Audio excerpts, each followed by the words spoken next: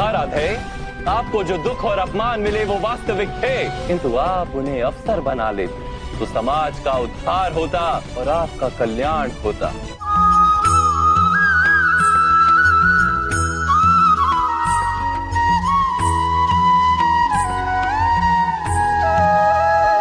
एक समय था अंगराज, जब पृथ्वीर के पुत्र कार्तवीर अर्जुन नाम के एक क्षत्रिय राजा ने महर्षि जमदग्नि की हत्या कर दी।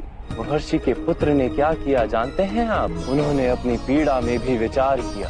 उनके पिता महर्षि जमदग्नि की हत्या की गई। कहाँ फैला था अधर्म? उन्होंने अपनी पीड़ा का विस्मरण कर दिया, समग्र समाज की पीड़ा को अपना लिया और अधर्मी क्षत्रियों का नाश कर समग्र आर्यवर्त को शुद्ध करने को जीवन मंत्र बना दिया। वो केवल प्रतिशोध लेकर बैठते तो आज भगवान परशुराम नहीं कहलाते। हाँ राधे, आपको जो दुख और अपमान मिले वो वास्तविक थे, किंतु आप उन्हें अवसर बना लेते तो समाज का उद्धार होता और आपका कल्याण होता।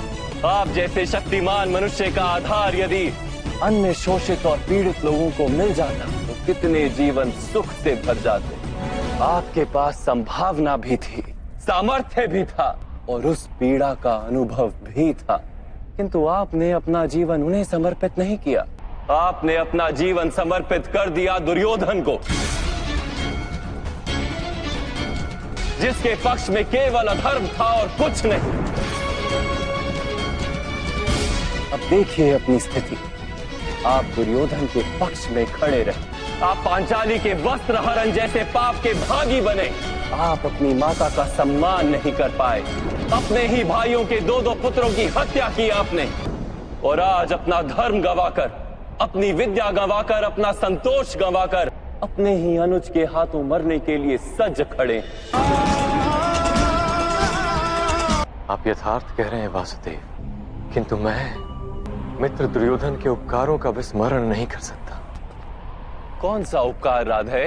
क्या आपसे मित्रता करने के पश्चात दुर्योधन ने समग्र हस्तिनापुर के सूतों और पीड़ित मनुष्यों को विद्या का अधिकार दे दिया? क्या उसने सारे पीड़ित और शोषित समुदाय को अपना लिया? नहीं नहीं राधे, उसने केवल अपने लाभ हेतु आपसे मित्रता की। आपके हृदय में अर्जुन के प्रति जो प्रतिस्पर्धा थी, उसके कारण आपसे मित्रता की। यदि आपने अपने दुखों का त्याग करके समाज के दुखों को अपनाया होता तो दुर्योधन की मिथ्या मित्रता का सत्य आप जान पाते। यदि दुर्योधन के हृदय में उपकार की भावना होती तो आप उसके माध्यम से संसार के पीड़ितों को लाभ करवा पाते। वास्तव में उसे सारे अधर्मों और अपराधों से मुक्त करवा पाते।